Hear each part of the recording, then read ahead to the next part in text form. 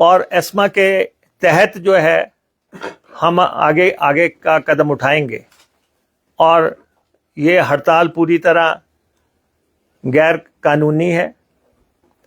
और वैसे तो आज अदालत में भी कल के लिए ये लिस्ट हुआ है मसला, लेकिन हिमाचल प्रदेश हाई कोर्ट तो पहले ही इस मसले में अपनी जजमेंट दे चुकी है और उसमें उन्होंने ये कहा था कि ये डायलॉग से होना चाहिए। और उस समय कुछ कर्मचारियों ने हाई कोर्ट के फैसले की भी अवहेलना की थी और उस अवहेलना के बाद जो है उन पे एक्शन हुआ था। लेकिन हम तो फिर से आग्रह करते हैं कि कर्मचारियों के नेताओं को हमारा आग्रह भी है, हम एक सिस्टम में काम करते हैं, सरकार है, एम्प्लॉइज है, लेकिन भाषा शैली का इस्तेमाल जो है संयम से ही होना चाहिए।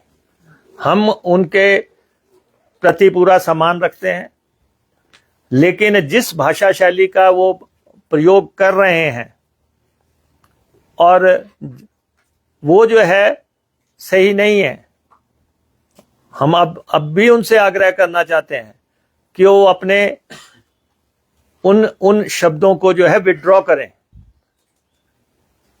जो उन्होंने सार्वजनिक तौर पे बातें कही हैं, वो भी उस समय जबकि हम लगातार डायलॉग कर रहे हैं। कोई ऐसा मौका नहीं है जब उन्होंने कोई बात रखी हो और हमने उसको कंसीडर ना किया हो। जितनी बार भी लास्ट टाइम, और फिर ये भी है कि आप बार बार चक्का जाम की धमकी दोगे, कितनी बार आप चक्का जाम की धमकी दोगे कि अगर दूसरे एम्प्लॉइज के पास गाड़ियां नहीं है और आपके पास वाहन है तो आप टाइम एंड अगेन एक ही बात करते जाओगे कि हम चक्का जाम करेंगे कोई भी। और पिछली दफा इन्होंने सवारियां गाड़ी से नीचे उतार दी, गाड़ियां रास्ते में खड़ी कर दी और हमने फिर भी इनके आग्रह को मानते हुए इन्होंने कहा कि ये सही, हमारे से सही नहीं हुआ, हमने किसी पे एक्शन नहीं किया। लेकिन सवारी को रास्ते से में उतार देना या गाड़ी रास्ते में खड़ी कर देना, हम इस बार भी इनसे आग्रह करना चाहते हैं कि कोई कानून को अपने हाथ में ना ले। Law of the land will prevail. राज्य का कानून जो है, देश का कानून जो है, वो अपने तरीके से काम करेगा और कोई भी सरकारी संपत्ति को नुकसान करने का प्रयास ना करे। ये सरकार की, आप बसेस नहीं चलाना चाहते, आप चाबियां हमारे हैंडओवर कर दें। और आज से रिक्रूटमेंट हो रही है और सभी जगह जो है बहुत बड़ी संख्या में लोग जो हैं HRTC की सर्विस लगना चाहते हैं। तो आप उन लोगों को हम डिप्लॉय कर रहे हैं एज ए ट्रांसपोर्ट डिपार्टमेंट। जो लोग हमारा सहयोग कर रहे हैं, प्राइवेट पार्टनर्स जो हैं प्रदेश में, जो प्राइवेट ऑपरेटर्स हैं, वो बसेस चलाना चाहते हैं। कई संगठन जो हैं वो बसेस में चलाना चाहते हैं। किसी को जबरन रोकने का प्रयास नहीं होना चाहिए और हम सबको कल से जो है, हम हर कर्मचारी को, चाहे वो ड्राइवर है, कंडक्टर है, उसको किस रूट पे चलना है उसको रिटर्न ऑर्डर हम प्रदान कर रहे हैं। हमने हर कर्मचारी को उसके किस रूट पे जाना है, कहां पे जाना है, कहां से वापस आना है, वो सबको हम सर्व कर रहे हैं वो। और दूसरा ये है कि हमने जब बात हुई, पहले तो तनख्वाह की बात मैंने स्पष्ट की कि हमने तनख्वाह आज दिन तक हमारा क्लियर रिकॉर्ड है। हमने ओवरनाइट और नाइट अलाउंस के तौर पे 28 करोड़ रुपया जारी किया है, अब तक हमने जारी किया। और महंगाई भत्ते के तौर पे हमने 5.5 करोड़ रुपया जारी किया। मेडिकल रिम्बर्समेंट का हमने 1,77,00,000 रुपया जारी किया। और जो एरियर्स थे इनके पे रिवीजन के एरियर्स, वो हमने 40 करोड़ रुपए के सर्विंग एम्प्लॉइज को जो है जारी किए।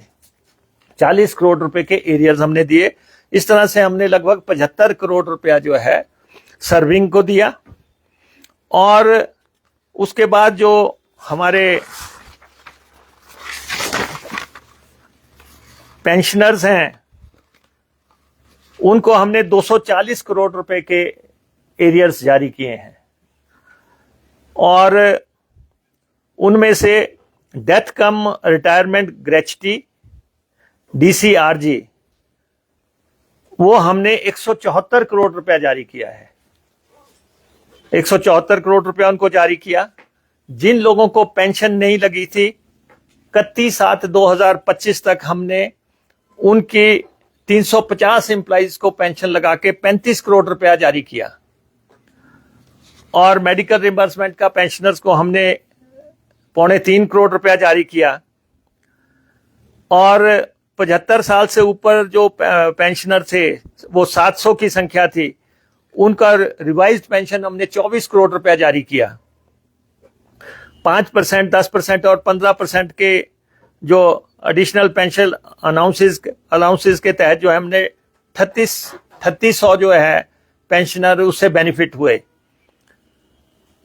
और टोटल जो है 9,099 एम्प्लॉइज जो है हमने ओल्ड पेंशन स्कीम के तहत लाए। और जो 168 ऐसे एम्प्लॉइज थे जो रिटायर हो गए थे उनको भी हम OPS के तहत लेके आए।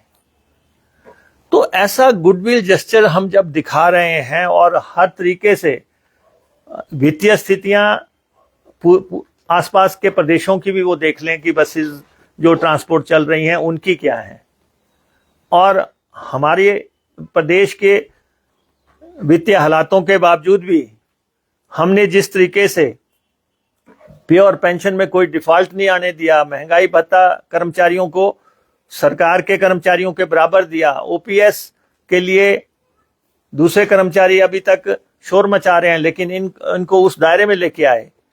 मैं सिर्फ ये जानना चाहता हूं कि क्या अगर कोई आपको कोई भत्ता हासिल करना है, कोई आपको, और वो भी उस समय का है जब बीजेपी की सरकार थी, बीजेपी की सरकार थी, उन्होंने प्रदेश के एम्प्लॉइज को दिया होगा, HRTC को नहीं दिया होगा, उसमें आप जो है चक्का जाम कर दें। जबकि अब आप देखते हैं एडिशनल चीफ सेक्रेटरी ट्रांसपोर्ट के साथ इनकी मीटिंग हुई कल, और वहां पे इन्होंने कोई वित्तीय मांग नहीं रखी। एक मांग रखी कि एक ट्रांसफर जो है वो रद्द की जाए। आप बातचीत के लिए आए हैं, आप प्रदेश के कर्मचारियों के हितों की बात कर रहे हैं, ट्रांसपोर्ट के कर्मचारियों के बेनिफिट्स की बात कर रहे हैं, और आप ACS को ये कह रहे हैं कि हम आपसे किसी और मसले पे बात नहीं करेंगे, ट्रांसफर की बात है। तो आप कितने के हितैषी हैं कर्मचारियों के, अगर आप एक ट्रांसफर के लिए वॉकआउट करके जा रहे हैं? ये तो एडमिनिस्ट्रेटिव मैटर है। अभी भी मैं कहता हूं चक्का जाम को, अपनी कॉल को रद्द करें, ACS से डायलॉग करें, एडिशनल चीफ सेक्रेटरी से डायलॉग करें, और जो एक्चुअल मांगे हैं, जो आपकी वित्तीय मांगे हैं, उन पे बात करें, ना कि ट्रांसफरों पे बात करें। ट्रांसफरें एक पॉलिटिकल एजेंडा है, वो राजनीतिक तौर पे उनका आप किसी भी इसमें हल करवा सकते हैं बातचीत के माध्यम से, लेकिन ये बात नहीं हो सकती कि आप ऐसी भाषा शैली का इस्तेमाल करें जो अनडिजायर्ड है, और वो भी ऐसे माहौल में जबकि सरकार जो है HRTC के प्रति पूरी संवेदनशील है। और ऐसा इंप्रेशन नहीं दिया जाना चाहिए कि हमें पे नहीं मिल रही है, हमें पेंशन नहीं मिल रही है, हमें महंगाई भत्ता नहीं मिल रहा है, हमें OPS नहीं मिल रही है। जब ये सारी चीजें किसी भी वित्तीय हालात के बावजूद हमने देने का प्रयास किया है। तो मैं समझता हूं कि ये कॉल जो है चक्का जाम की, ये पूरी तरह अनजस्टिफाइड है, न्यायोचित नहीं है, और हमें एज ए गवर्नमेंट जो स्टेप्स उठाने हैं वो तो हमें उठाने पड़ेंगे। हमने सारी जगह प्रशासन को, पुलिस को सतर्क रहने के लिए कहा है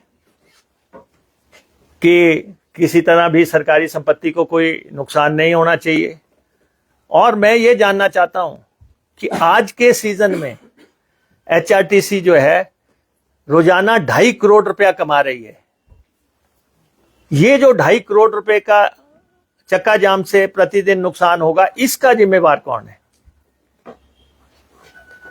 क्या ये यूनियन जिन्होंने कॉल दी है, क्या ये इसके लिए जिम्मेवार हैं कि जो रोजाना 2.5 करोड़ रुपया जो टूरिस्ट सीजन है, और वैसे भी हम अपने नागरिकों के लिए जो है वचनबद्ध हैं कि एम्प्लॉइज ने आना है, बच्चों ने स्कूल जाना है, और दूसरी जगह सर्विसेज जानी है, लोगों ने कारोबार के लिए जाना है, तो आज के डेट में हमें 2.5 करोड़ रुपया पर डे आज की अर्निंग है। पिछले कल की अगर आप अर्निंग के हिसाब से देखें तो इसके लिए जिम्मेवार कौन होगा? तो ये स्टेप जो है कतई भी सही नहीं है। तो इसलिए अभी भी मौका है कि वो पुनर्विचार करें और प्रदेश को जो है शांति प्रिय प्रदेश और देवभूमि में जो बसों का संचालन है उसको प्रॉपर होने दें। अन्यथा हमें तो एज ए गवर्नमेंट जो कदम उठाने हैं वो हम in the larger interest of the state, in the larger interest of the नागरिक्स ऑफ द स्टेट जो है, अपनी जनता के हित में जो भी कदम उठाने हैं हम वो उठाएंगे। चाहे हमें जो है बसेस के लिए चालक मंगवाने पड़े, चाहे हमें एक्स्ट्रा सर्विसेज जो है की मदद लेनी पड़े, चाहे हमें ड्राइवर कंडक्टर्स की भर्ती करनी पड़े, जो भी व्हाट्सएवर भी जो एडमिनिस्ट्रेटिवली जरूरी है वो हम करेंगे। लेकिन ये मैं आपको कह देना चाहता हूं कि ये कोई मसला नहीं था कि इस पे कोई चक्का जाम किया जाता। अगर कोई हमें लगता कि कोई ऐसा मसला है जिस पे आप चक्का जाम आपका बनता है कि आपको 3 महीने से तनख्वाह नहीं मिल रही, 4 महीने से तनख्वाह नहीं मिल रही, तब आप कोई ऐसी कॉल कर देते। आपको 4 महीने की पेंशन नहीं मिली है तब आप कॉल कर देते, या कोई ऐसा इशू होता। लेकिन मैं ना मानूं कि अगर एक को तनख्वाह मिल गई तो हम 25 को नया इशू के तहत रोक देंगे, तो ये जो है सही नहीं है। और हम जो है जो भी हमें एडमिनिस्ट्रेटिव का कदम उठाने होंगे वो हम उठाएंगे। सारा हमारी एचआरटीसी खुली किताब है, हम प्रदेश की जनता के समक्ष आपके माध्यम से इसको रख रहे हैं। सर, इसमें कोई वे आउट नहीं निकल पा रहा है क्योंकि आप कह रहे हैं कि सरकार चाहे भत्ते की बात करे, सैनिटाइजर टाइम पे जा रहा है, जब मीटिंग के लिए बुलाया जाता है वहाँ पर आपकी मुश्किल पर बात की जाती है। क्या लग रहा है आपको कोई इन्फ्लुएंस करा जानबूझ के इस तरह से जो प्रोटेस्ट? नहीं, देखिए ऐसा है कि चक्का जाम जो है ना, ये रेयरेस्ट ऑफ द रेयर समय हो सकता है। ये चक्का जाम जो है ऐसा ही नहीं है कि हर चौथे दिन उठ के आप ये कह दो हम चक्का जाम करने जा रहे हैं, क्योंकि सबसे बड़ी हर समय ये बात करें कि हम चक्का जाम करेंगे। कोई वैलिड वजह हो तो हम भी आपकी बात हर समय सुनने के लिए तैयार हैं। लेकिन जब आपको हम ना तनख्वाह में डिफॉल्टर हैं, ना आप अभी फर्स्ट को आपने कॉल दी कि तनख्वाह नहीं दी तो हम चक्का जाम करेंगे, तनख्वाह मिल गई तो आप कह रहे हैं सरकार डर गई, सरकार झुक गई। अच्छा, फिर उसके बाद आपने नेक्स्ट कर दिया कि जी अब हमें जो है अगर आप फलां भत्ते नहीं देंगे। आप लोकतंत्र में बहुत चीजें हैं आप अपनी बात रखने के, आप उनको रख के अपनी बात करते रहते। लेकिन जिस ढंग से मीडिया में जो शब्दावली का इस्तेमाल हुआ है और मैं समझता हूं कि अगर ये खुद भी सुनेंगे उन वीडियोस को तो इनको लगेगा कि ये भाषा शैली एक स्वच्छ लोकतंत्र की भाषा नहीं है। आखिर ठीक है, हम लोग सरकार में हैं, लेकिन सरकार में होने का मतलब ये भी नहीं है, हम भी चुने हुए लोग हैं, हम भी जो है एक प्रणाली से यहाँ पे पहुंचे हुए लोग हैं। तो इसलिए जिस तरीके से बातें हो रही हैं, और अगर पिछली सरकार में कोई आपको भत्ता नहीं मिला, आप हमारे साथ डायलॉग करो, हम कर रहे हैं। ठीक है, मुख्यमंत्री जी ने पीछे जब 50 साल हुए थे कुछ अनाउंसमेंटें की, उसमें से डायलॉग होके पैसा आ रहा है, और पैसा जो इनका बनता है, पैसा गवर्नमेंट सेक्टर में कोई डिनाई नहीं कर रहा है। जो इनको पैसा देना है, कोई डिनाइल थोड़ा नहीं है। लेकिन अब बहुत पीछे का पैसा आप जो है एकाएक, जबकि प्रदेश के सारे कर्मचारियों ने गवर्नमेंट के साथ कोऑपरेट किया है फाइनेंशियल दिक्कतों को देखते हुए, लेकिन हमने तो जो किया है हमने आपके समक्ष रख दिया। हमने 150 करोड़ रुपए का तो लोन लेके जो है देनदारियां चुकाई हैं। हमारे पास जो है, जो बस अड्डा कॉरपोरेशन का हमारे पास किट्टी थी, वो पैसा भी हमने लगा के देनदारियां चुकाई हैं।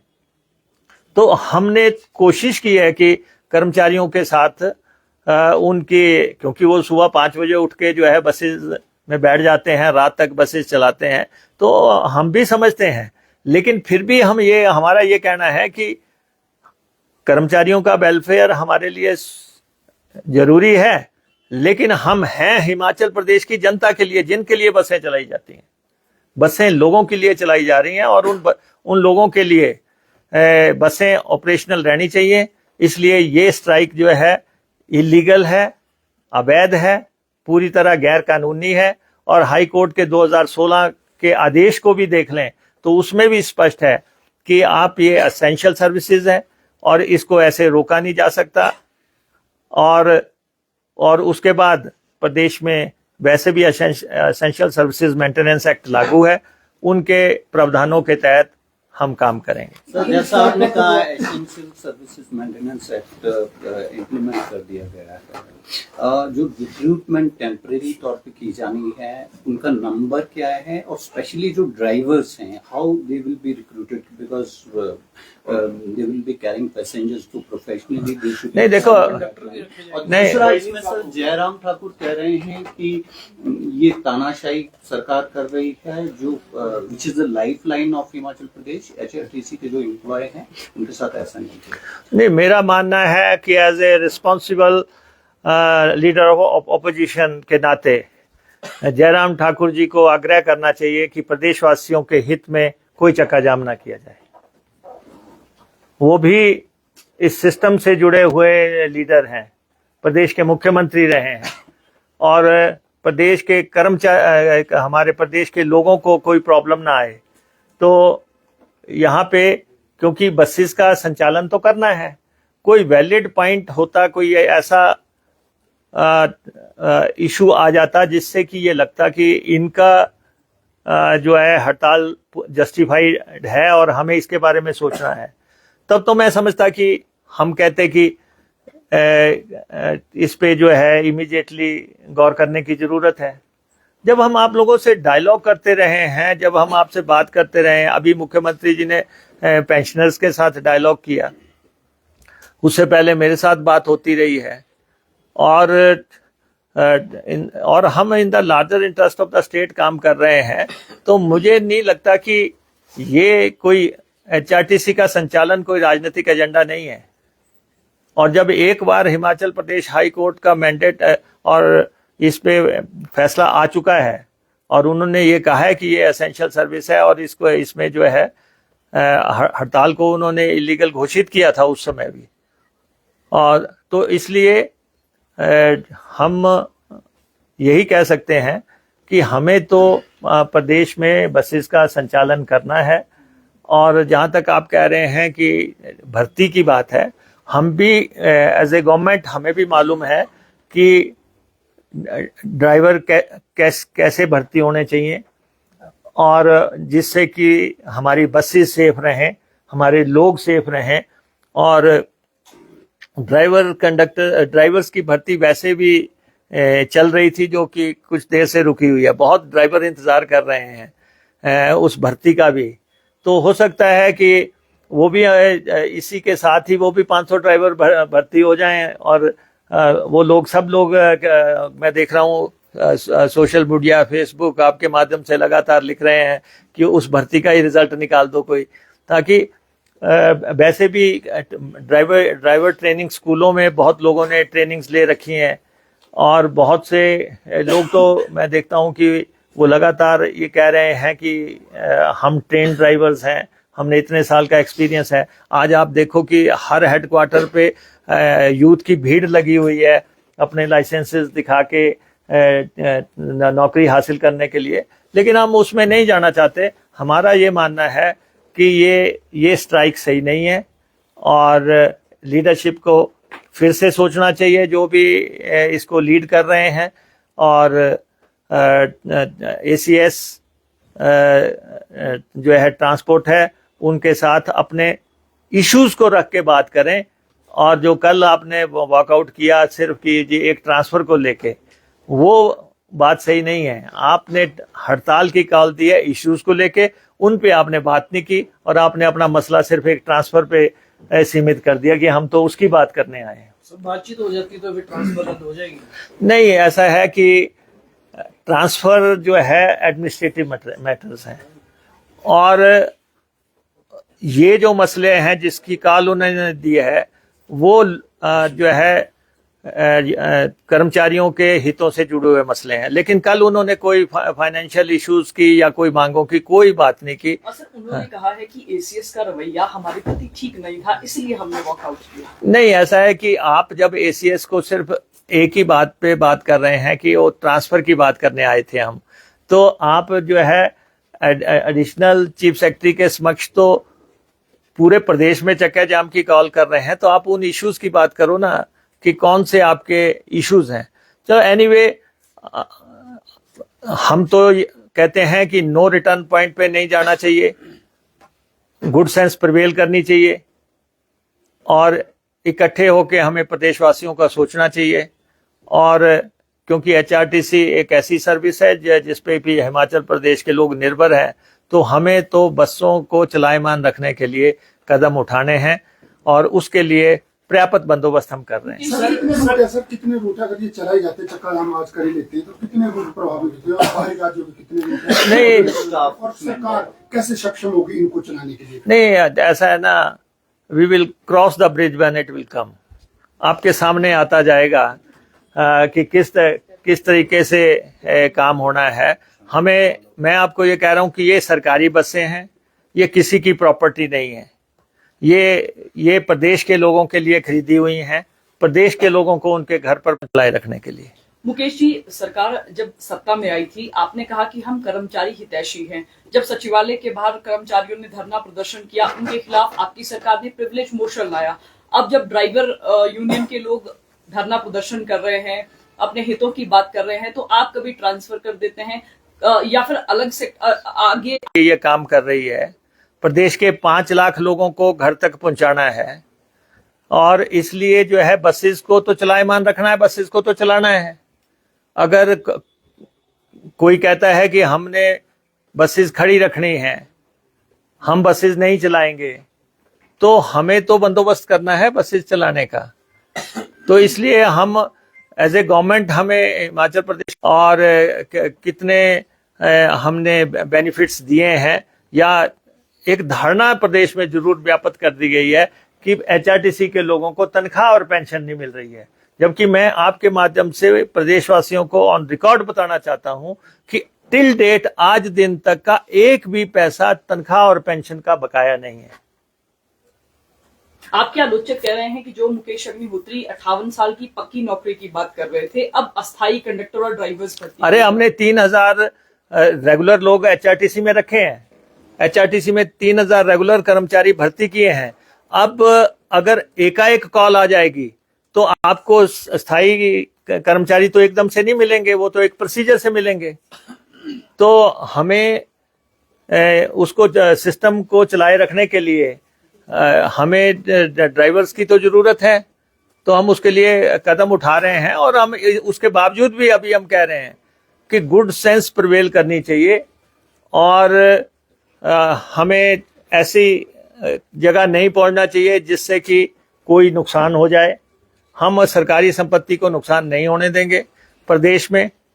और आप कह रहे हैं कि नए चालक परिचालक आप भर्ती करने जा रहे हैं, तो क्या पुराने वालों ने गाड़ियों की चाबी दे दी है? अगर दे दी है तो वो ठीक है, अगर नहीं दी है तो उस स्थिति में क्या करेंगे? नहीं, प्रदेश में एस्मा लागू है और उसके तहत उसके अपने प्रावधान है, सबको चाबियां देनी पड़ेंगी।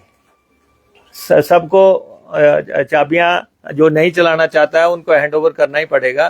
खैर, मैं एस्मा के प्रावधानों में बहुत डिटेल में नहीं जाना चाहता, लेकिन मैं तो यही चाहता हूं कि हम हिमाचल प्रदेश एचआरटीसी के कर्मचारियों के, पेंशनरों के हित में जो संभव है वो करने का प्रयास कर रहे हैं। हम उनसे अच्छे संबंध हमेशा से चाहते रहे हैं और उसके लिए जो किया जाना था हमने किया है।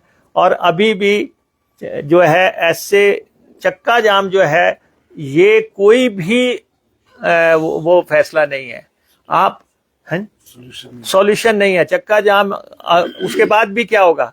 2016 में स्ट्राइक हुई थी, बाद में टेबल पे ही हल हुआ, बीच में कुछ लोगों की नौकरी चली गई और उन प्रावधानों के तहत। तो अल्टीमेटली सॉल्यूशन तो जो है डायलॉग में ही है। तो वो हमने अभी भी कहा है कि एसीएस को बी अवेलेबल, आप कर्मचारी अगर डायलॉग करना चाहते हैं तो वो आए और वो बात करें।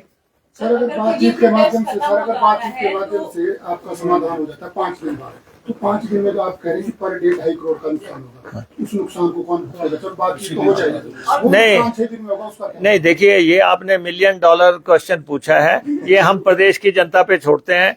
2.5 करोड़ रुपए का रोजाना का नुकसान किसकी वजह से हो रहा है वो इसके बारे में देख सकते हैं, और इस नुकसान की भरपाई तो किसी न किसी को करनी होगी।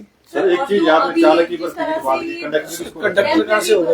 नहीं, देखिए, हमारे पास जो भर्ती जो ड्राइवर्स कहाँ से लाने हैं, कंडक्टर कहाँ से लाने हैं, वो सारी हम बंदोबस्त कर रहे हैं।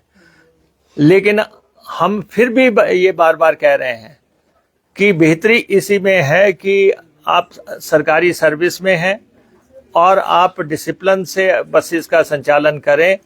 और ये जो आपने फैसला लिया है ये, और इसके कॉन्सिक्वेंसेस जो है कर्मचारियों के हित में भी नहीं है। तो इसलिए हम ये कह रहे हैं कि कोई आपकी कोई मांग है वो आप बात रख सकते हैं प्रॉपर मंच पे आके, लेकिन ऐसी कोई मांग नहीं है जिसके लिए चक्का जाम करना पड़ जाए। एक सवाल और भी था सर, अगर ये अपना प्रोटेस्ट वापस ले लेते सर, ये जो टेम्पररी भर्तियां हो रही है तो उसके बाद सर उनका क्या होगा? नहीं, these are the hypothetical questions के किंतु परंतु के मैं कोई जवाब नहीं दे रहा हूं। आज की स्थिति के मुताबिक मैं आपके समक्ष बात रखी है, और बाकी तो मैंने कहा है कि एज ए गवर्नमेंट हमें जो भी करना पड़ेगा इस सेवा को संचालन के लिए वो हम करेंगे। और प्रतिबंध के बाद रातों रात ट्रांसफर हो रही है, जबकि ट्रांसफर पर प्रतिबंध नहीं, ऐसा है कि ट्रांसफर पे जो प्रतिबंध होता है वो सिर्फ आम आदमी के लिए नहीं है। ये चीफ मिनिस्टर किसी भी व्यक्ति को किसी भी समय ट्रांसफर कर सकते हैं। उन पाबंदी जो है मुख्यमंत्री पे नहीं होती है, वो एडमिनिस्ट्रेटिव ट्रांसफर्स पे जो सेक्रेटरीज ट्रांसफर्स करते हैं या दूसरे लोग ट्रांसफर्स करते हैं वो ट्रांसफर्स पे बैन होता है। लेकिन एचआरटीसी में मैं कह सकता हूं कि 90%, 99.9% कर्मचारियों को उनके चॉइस के स्टेशंस मिले हैं। कौन सी बस किस रूट पे आप चलाना चाहते हैं, कौन सी बस पे आप कंडक्टर लगना चाहते हैं। कहीं पे कोई डिस्प्यूट ही नहीं हुआ अभी तक हमारे साथ 3.5 साल में। जिसने भी कहा कि हम फलां में जाना चाहते हैं, इधर जाना चाहते हैं, तो कोई ऐसा कारण नहीं था। लेकिन मैं तो यही जानना चाहता हूं कि जब ऐसी कोई वजह नहीं है तो ऐसा क्या कारण है कि आपने जो है चक्का जाम की कॉल दे दी।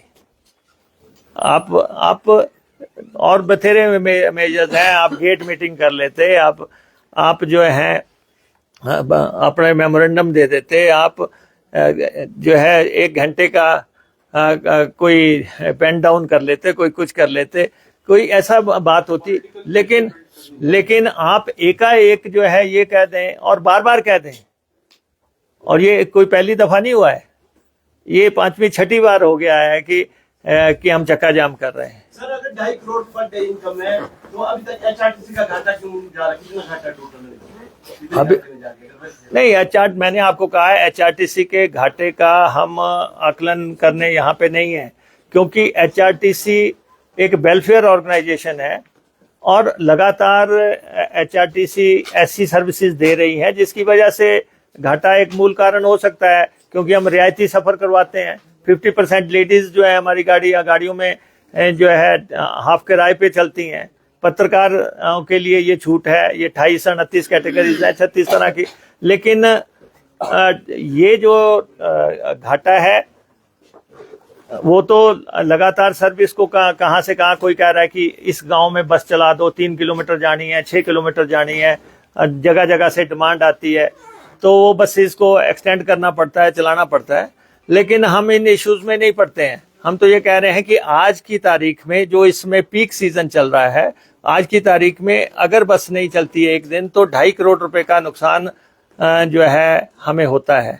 तो ये सही नहीं है और ये स्टेप जो है किसी भी तरह से जस्टिफाइड नहीं है।